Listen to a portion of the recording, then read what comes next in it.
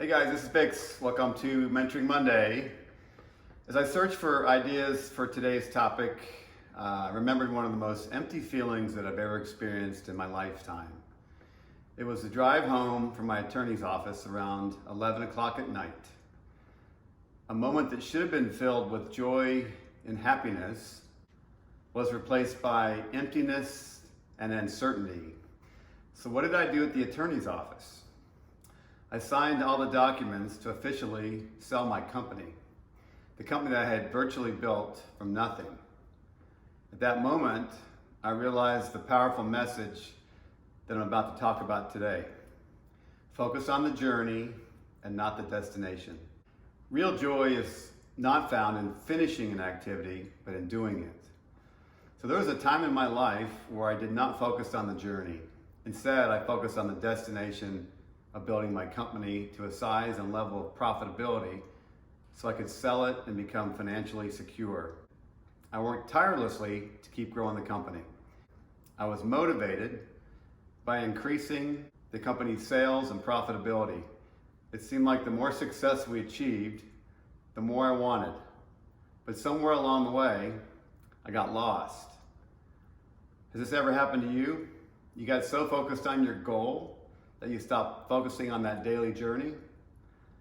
Not only did I lose sight of my underlying mission of why I was running a company, but I elevated the need to keep making even more money above anything else. I believe that was part of my undoing as a great leader. Obviously, that lifestyle is not sustainable for very long. You see, when you focus solely on trying to achieve, especially at the expense of others, it is impossible to succeed at the highest level. Sure, you'll taste some success, but it'll be short-lived. The universe is full of stories of people and companies who experience success but are no longer in business. The truth is that as human beings, we're hardwired to want things. I call it the shiny object syndrome. There's a constant desire towards accumulating things. This hedonic treadmill is constant and never ending. And we just keep wanting to keep up with the Joneses and our friends on Facebook and Instagram. It keeps us pushing and striving forward.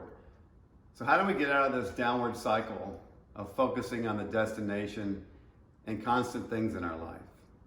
I'll talk about 5 steps that help me get refocused on the journey. First one is set meaningful goals. Notice I said meaningful goals. If you don't set meaningful goals, you'll find yourself doing things for the wrong reasons. You must understand the why you are doing this. When I set up the vision for my company, my main purpose was to help my customers achieve more success in their business and to develop each employee to a level in which they could reach their full potential, push them to a level of growth and success that was beyond even their own confidence level. I learned that I was very good at doing this for our employees and our customers. Some of my most rewarding experiences were when people thanked me for teaching them and pushing them to get better and better in what they were doing. But somewhere along the way, I let sales growth and profitability cloud my vision. So it's important to write down these meaningful goals and keep them to where you see them frequently, to help keep you grounded and on course for the right reasons. Second, write a gratitude list. The latest and greatest shiny object is what we're all after. But why is that after we just attained said object and we don't want it anymore? That's because it's human nature to want what we cannot have. To focus on your journey, be grateful for what you have right now. If you think you have nothing to be grateful for, then you're not searching deep enough. Life is short. At the very minimum, we should be grateful to be alive. I found myself often complaining about my management team. The company who bought us told me that I had one of the best management teams they'd ever seen. So obviously, my mindset and my outlook was a problem. So I wrote down the good qualities of each person on the management team. I found myself appreciating them more for their strengths and not necessarily focusing on their weaknesses. And I also wrote down what I liked doing the most. I focused on spending more time on these enjoyable tasks. One of them was working with each team member to help them grow, improve, and develop. It was much easier for me to focus on the journey when my mind was filled with gratitude instead of negativity. I became more of what I thought about. Third, contribute to others. I talk about this a lot in my videos. If you're not making someone else's life better, you're wasting your time. Your life will become better by making others' lives better. Instead, when you shift your focus to one of contribution, you will enjoy the journey. Why?